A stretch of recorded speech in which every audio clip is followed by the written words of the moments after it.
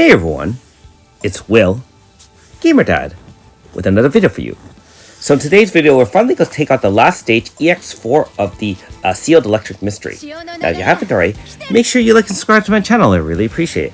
I also do have a Patreon account for those who want to support me this way.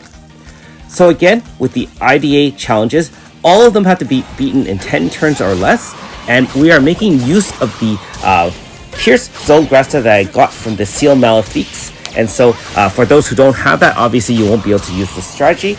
That being said, I did a one-turn AF right off the bat because there's a couple of different challenges which I'll illustrate throughout the video.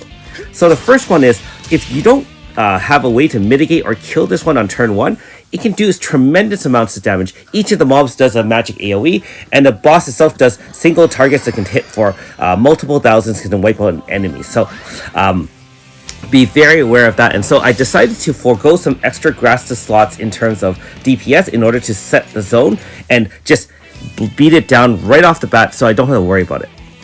Now this second wave is actually the toughest wave of the 3. The final wave I wouldn't call it nearly as difficult.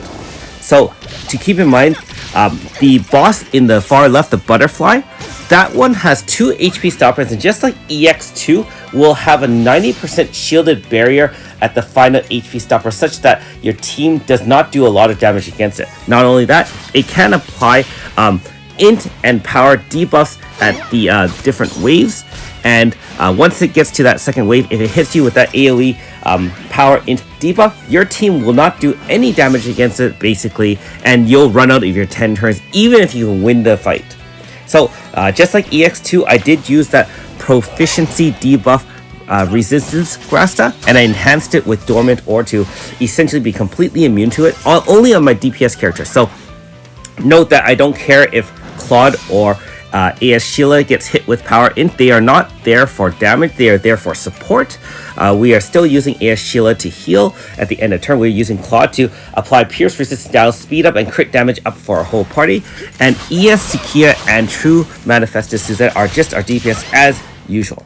Now there's a little bit of RNG because even with Moonrealm gear, I can get status hit, and if I do get status hit, I can't cast, for example, in this particular run, my True Lance Prayer, which actually reduces the damage of my Suzette quite a bit. Now I could still punch through this one with enough of an AF, and so basically you saw that I just built up an AF and launched it right after I got to the last HP stopper. I would not recommend doing it before that because you really need the HP stopper to hit at the last you need your AF to kill off the last HP stopper when it has that 90% barrier. Other than that, the first part of the HP stopper was not nearly so defensive, and so my normal hits were able to wear it down. Mother with her 2 left bit, right bit, this is the easiest wave of all, but if you wanted to really shave a turn or 2 off here, I guess you would need multiple hits, 1 AoE to wipe out both bits so that Mother becomes vulnerable, and then the other hits to kind of like kill it off. So note that I was able to kill off the 2 bits with my AoE, but obviously Stormbite's not going to be able to finish off Mother in 1 hit. And unfortunately I lost an extra turn, not because my team wasn't really good, although I could say my gameplay is only average. It's because that True Lance Prayer wasn't able to be cast during the AF, remember when I got locked in. So you can see that extra little bit of HP, and so as a result I did get hit with Mother. Not really a issue because we're going to finish it. This is exactly the 10th turn, so although not a low turn clear, it is a clear.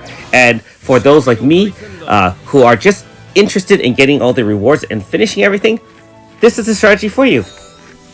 Alright, so just take a look at the loadout. You do get a pretty good reward here as well. You do get that Healthy Living IDA School Grasta, which is basically like a sound body for IDA members. So you can share it, and it gives 300 HP, 50 MP to your entire party that has IDA personality.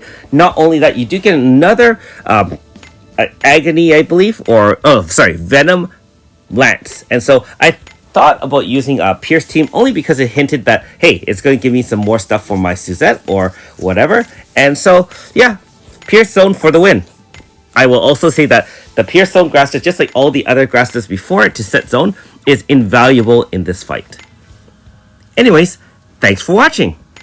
We'll see you next time.